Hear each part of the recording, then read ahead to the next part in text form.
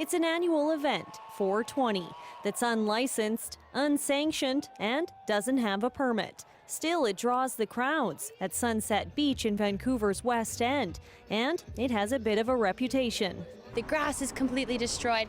There's a lot of garbage that ends up in the sand and in this public park. When it was around the art gallery, you could smell smoke from like 3 blocks away in every direction. At least here you don't smell it as much. You get a little wind from the water. There's not much to see just yet, but in a couple of days, this area behind me is going to be completely transformed with vendors, a huge main stage, and tens of thousands of people.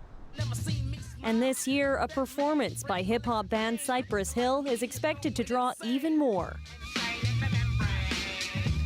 While marijuana is now legal, smoking in parks isn't, and the event has no permit and no insurance, and a giant stage. I can say I have some huge concerns. City Councillor Melissa DeGenova says it's a safety issue. She wants to see more plans in place in case of an emergency. We look at some of the stage collapses of the past. Public safety has to be paramount.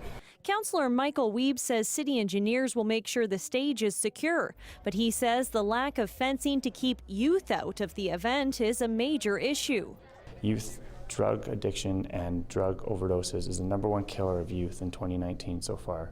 Wiebe wants on-demand addiction services for youth on site. Vancouver police say they'll arrest anyone caught selling drugs to minors. I think the city can't really do anything about it because there's so many people down. Yeah. Like, there's so many people down here. Like, what, are you just gonna arrest, like, all of them? No way.